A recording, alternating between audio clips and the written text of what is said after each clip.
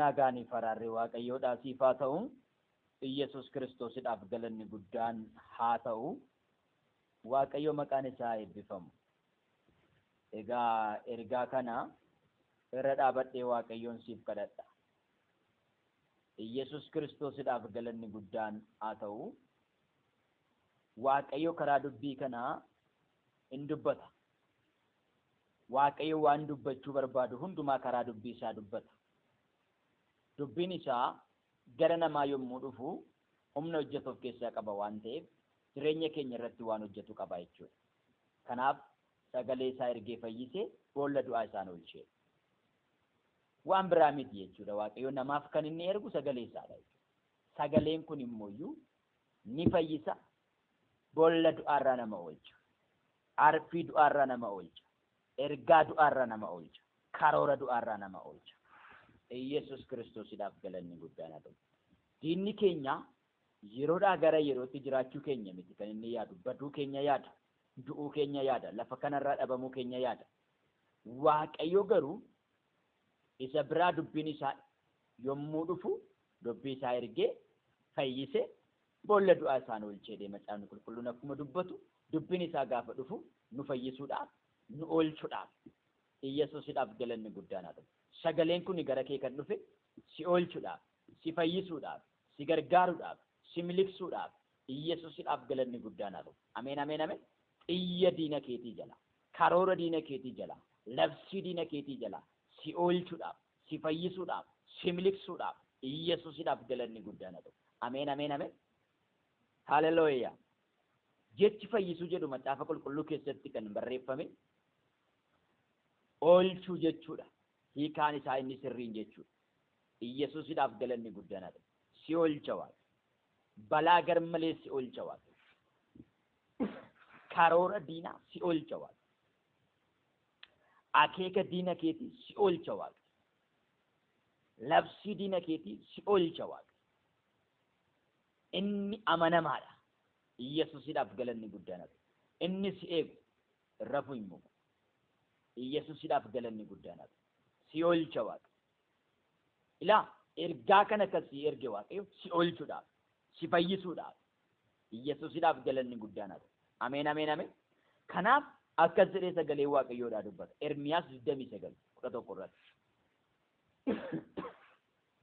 Ermiyaas 29:11 irratti akkas jedhee sagalee Waaqayyoodhaa dubbata. Yaadaan isiniif yaade anuma duwwatu beekadhe Waaqayyo. Ameen. Seexanni hin beeku, biyyi lafaa hin beeku, namni hin beeku. Waan Waaqayyo si yaadee si qopheesse Waaqayyoomatu beeka. Yesus Kiristoosidhaaf galanni guddaan haa ta'u. Atoon beektu Waaqayyo waan si qopheessee jiru. Isuma duwwatu beeka. Yesuusidhaaf galanni guddaan haa ta'u. Ameen. Gaaf tokko achi as baasee sabiraayis si godha. Si gammachiisa gaaf tokko achi as baasee. Sitti mul'ise. Haalelooyaa. Ameen. Israa'eloonni garbummaa waggaa 430 keessaa hin baana jedhanii hin yaadne. Waaqayyo garuu achi keessaa isaan baasuudhaaf karoora baase duraan dursee. Musee qopheeffate.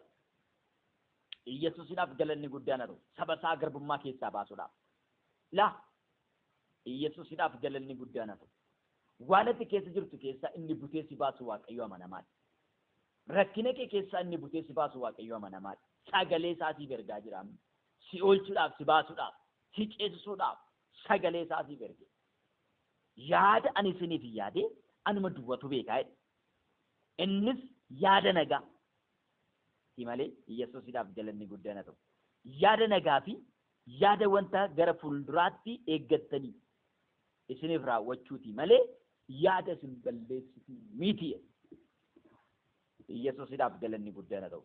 Wantan ani isiniif yaade anuma duwwatu beeka jedheetu Waaqayyo maal nu laata wanti Waaqayyo nuuf yaade jennee akka nuti hin burjaajofnee fi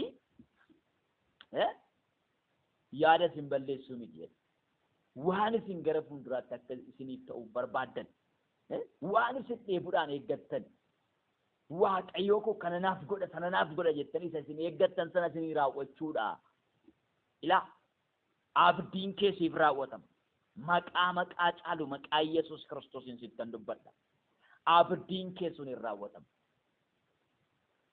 diinni kee wama barbaade haa jedhu malee diinni kee wama barbaade haa ta'u malee diinni kee akkuma barbaade haa ta'u malee inni hin ceetu hin geessu hin baddi hin duuti jedhee yeroodhaa gara yerootti du'a keenya badii keenya barbaadu sun badii keessuma inni eegu du'a keessuma inni eegu si balleessuudhaaf osuma inni boolla qotu Waaqayyo gaara galataatti ol si baasa dirree galataatti Waaqayyo si baasa gaafatti galateeffachuu jalqabdu seexanni mataan isaa hin tarsaa haleluuyaa maaliif gumgummii kee eega inni boo'icha kee eega inni gaafatti arrabni kee galataan saaqqamu lafa lixu dhaba Yesuusidhaaf galanni guddaan haa ta'u Waaqayyo guyyaa sii fide Waaqayyo yeroo sii fide kanaaf waan Waaqayyo siif yaadeessiif karoorsisadha osoo bira hin gahin hin haguma barbaade diinni kee boollaa qotu kiyyoo adirrisu malee kiyyoon diina kee qabee sin hambisu boolli diina kee liqimsee sin hambisu lafa Waaqayyo sin jedhe sana ima geessu wanta Waaqayyo sin jedhe sana bira ima geessu Yesuusidhaaf galanni guddaan haa ta'u haleluuyaa ima geessu itti dabalee Waaqayyo ammas saba isaatiin akkas jedhe yoommus isin gara kootti hin deebitanii maqaa koo waammantanii ana hin barbaadu ana hin kadhattu ani isiniif nan dhaga'a kadhata kee Waaqayyo hin dhaga'a gara isaatti deebitee isaati kadhatte gara isaatti deebitee isaati gara isa gaafatte san Waaqayyo hin dhaga'a nan dhaga'a dee Waaqayyo Waaqa dhaga'uudhaan iyya kee Waaqayyo hin dhaga'a kadhaa kee Waaqayyo hin dhaga'a gaafii kee Waaqayyo hin dhaga'a waan ati isa gaafattu sana Waaqayyo hin dhaga'a iyyi kee hin dhaga'ama seexanni akka waan hin dhaga'amne akka waa Waaqayyo gurra isaa sirraa qabatee sittaa ta'uu danda'a no hin dhaga'a Waaqni kee hin dhaga'a Waaqni kee isin hin barbaaddattu garaa keessan guutuudhaan yoo na barbaaddattan ana argattu garaa keessan guutuudhaan yoo na barbaaddattan isin jalaa hin dhabaman jenne Waaqayyo isiniifan argama ilaa warra isa barbaaddataniif Waaqayyoon argama isa barbaaddachaa jirtaa si argama Waaqayyo siif argama Waaqayyo warra isa barbaaddataniif Waaqayyoon argama si argama Waaqayyo maa irratti isa barbaaddachaa jirta wanta ati irratti isa barbaaddachaa jirtu sarratti Waaqayyo siif argama Yesuusidhaaf galanni guddaan haa ta'u Ermiyaas illee akkas jedhe dhiphinni koo maaliif dhuma dhabee madaan koos maaliif fayyuu didee jedhe Waaqayyo garuu Ermiyaasiif deebisee akkasittiin jedhe Ermiyaas dhiphinni koo maaliif dhuma dhabee Ermiyaas 15:18 irratti dhiphinni koo maaliif dhuma dhabee madaan koos maaliif fayyuu didee ati akka laga guddaa isa namni bishaan keessaa argachuudhaaf abdatee yommuu dhaqu immoo dhabee qaana'uu na goote nan jedhee Waaqayyo wajjin haasa'e namni kun dhiphinni koo dhuma dhabee madaan koo fayyuu didee laga guddaan fakkaadha garuu bishaan na keessa hin jiru jedheen namni kun Waaqayyoon komatee dubbate Waaqayyo garuu nama kanaaf deebisee akkasittiin jedhe kanaafuu Waaqayyo anatti dubbate Ermiyaas ati yaada kee gara kootti yoo deebiste ani iddoo tan si deebisa haleluuyaa mee yaada keetiin gara biraan naanna'ini yaada keetiin gara biraa hin ilaalini yaada keetiin waan biraa hin ilaalini gara kootti deebiitti jedhe raajii isaa kanaan anuma qofa waa'ee makoo qofa yaadi jedhe bakka fala karaa biraa hin barbaadin jedheen Yesuusidhaaf galanni guddana ta'u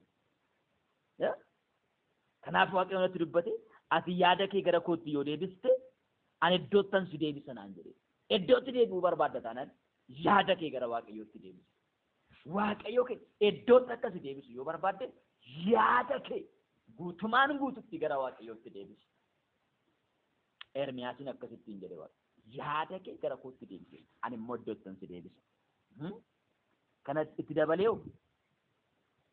iddoo keettan si deebisa hojjetaa koos hin taata ati dubbii waa'ee hin baafne dhiistee isa waa'ee baasu yoo dubbatte afaan naa taata hojjetaatoo taata afaan naa taata yoo maal taata Iyesuus Kiristoosidhaaf galanni guddaan dubbii waa'ee hin baafne dhiistee isa waa'ee baasu yoo dubbatte ofirratti wanta hin taane hin dubbatini namni kun dhiphinni koo dhuma dhabee madaan koo fayyuu didee jedheetti wanta hin taane ofirratti haasa'uu jalqabe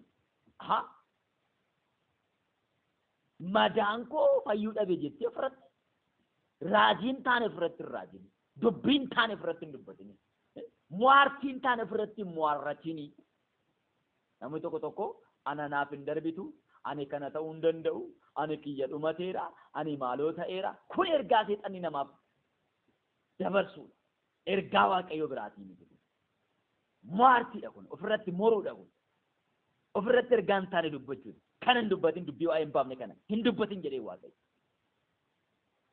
waaqayyo koo na yaadata gaafa waaqayyo koo na kaasa gaafa jette waaqayyo koo gaaf tokko gara koo dhufa yoo jette yaada gaarii dubbii gaarii dubbachuu ati eegalte anaaf afaan taatatti jedhe hojjetaa koos hin taatatti jedhe haleluuyaa ati dubbii waa'ee hin baafne dhiistee isa waa'ee baasu yoo dubbatte afaan anaaf hin taata Yesuusidhaaf galanni guddaan ameen ameen afaan anaaf hin taata afaan anaaf hin taata itti dabalees maal jedheeni isaan gara keetti haa deebi'anii malee ati garuu gara isaanitti hin deebi'in jedhe agartani ila namni kun yaada isaatiin mana waaqayyoo keessaa fiiguu jalqabe Ermiyaas yaada isaatiin mana waaqayyootii ba'ee gara warra waaqayyoon hin qabne kanatti akka isaanitti osoo hin jiraadhe maaloo qabaa dalloota silaa wanti hundumtuu guutee jiraata dalloonni akka barbaadanitti ba'anii galu osoo illee akka isaanitti jiraadhe maal qabaa kan jedhu Ermiyaas keessa yaadni godhe dhufeera kanaaf ati gara isaanii hin deebiin isaantu gara isaa kee deebi'a malee namoonni firoota isaa ilaalanii hiriyoota isaanii ilaalanii obbolaa isaanii ilaalanii osoo akka isaanii ta'e maal qabaa jedhanii kan hin hafan baay'een isaanii jiru kun waaqayyoo duratti gaarii miti isaan gara keetti haa deebi'anii malee ati gara isaanii hin deebiin keessa keetti waan akkanaa hin yaadin jedhee waaqayyo isaan gara keetti haa deebi'an ani saba kanaaf akka keenyaa sibiila borrojjii irraa hojjetame akkati taatu sin godhaa Yesuusidhaaf galanni guddaa saba kanaaf balbala cimaa ta'uu kellaa cimaa ta'uu yoo barbaade isaan gara keetti haa deebi'an malee ati gara isaaniitti hin deebiin ittiin jechaa ni jira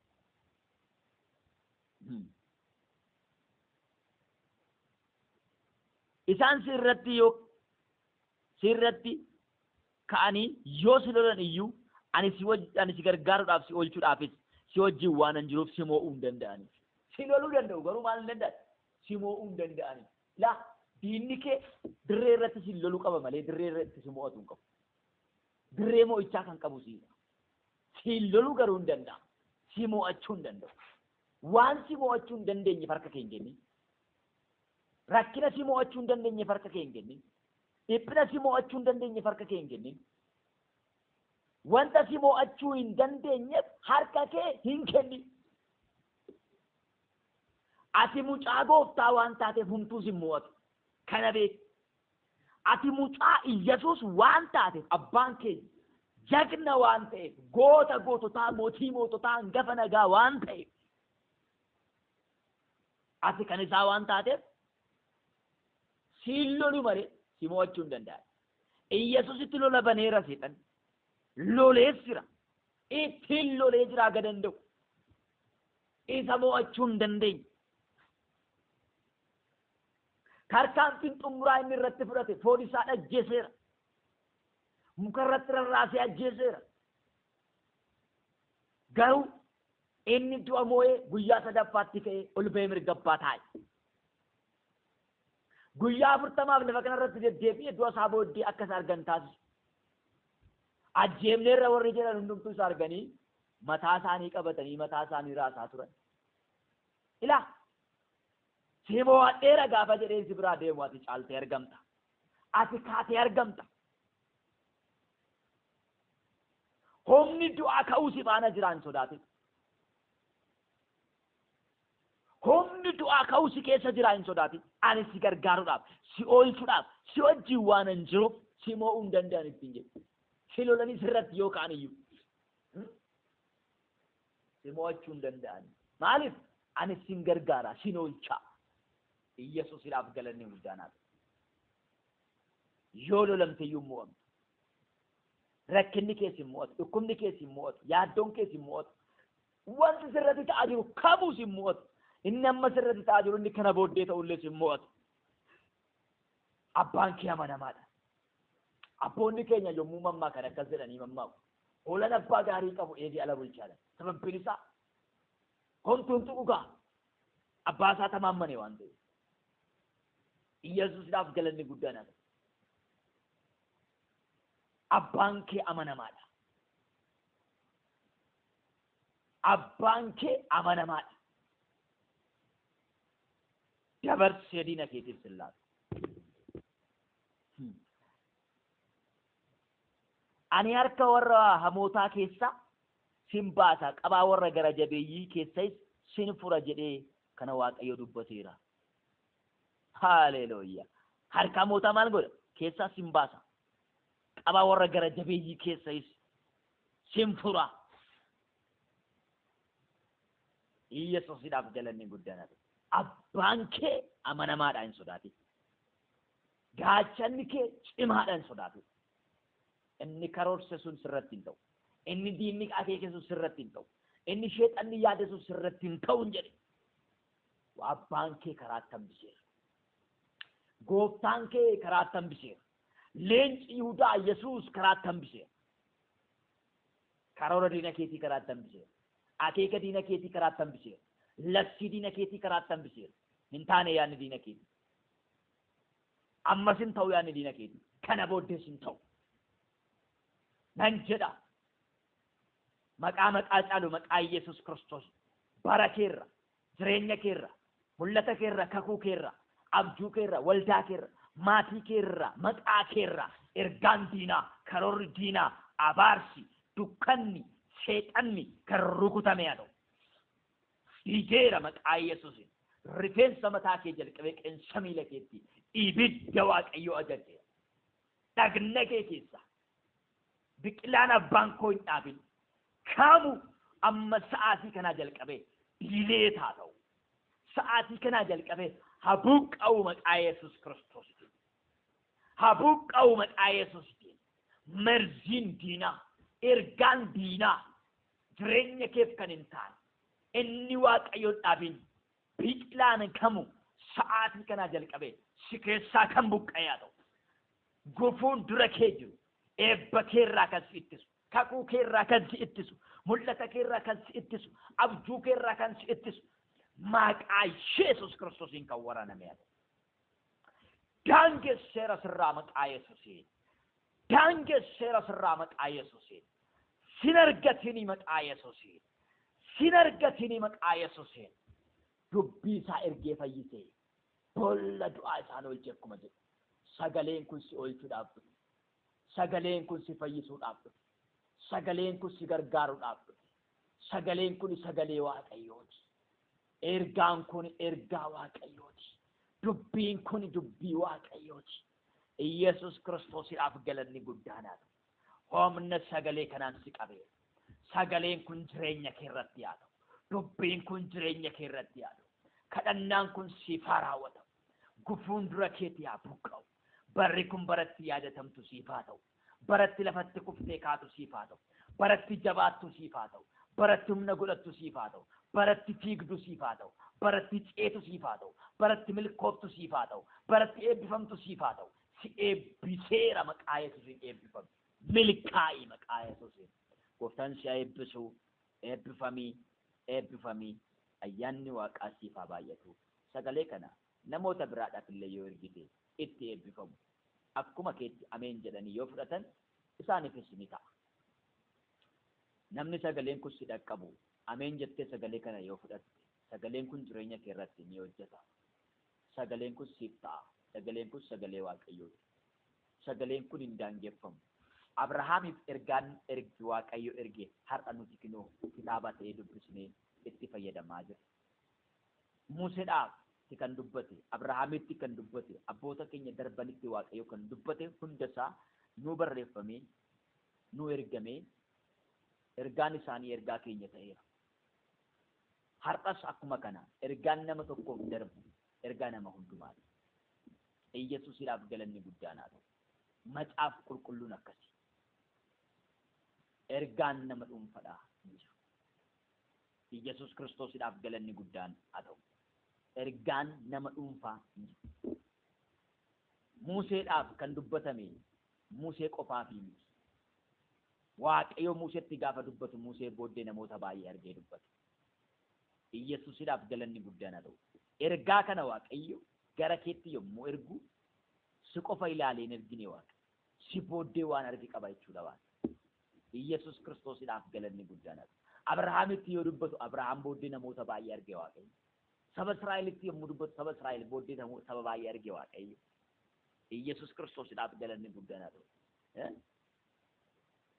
Paawulositti yommuu dubbatu Paawulos baay'ee duuba namoota baay'ee arge Waaqayyo. Kanaafidha ergaan namoota itti dubbatan hundisaa kan namoota biraadhaaf ta'ee barreeffamee macaafa ta'ee nu bira ga'eef kanaafidha jechuudha. Macaafni qulqulluun ergaa nama dhuunfaa nama tokkootiin kan nama hundaati.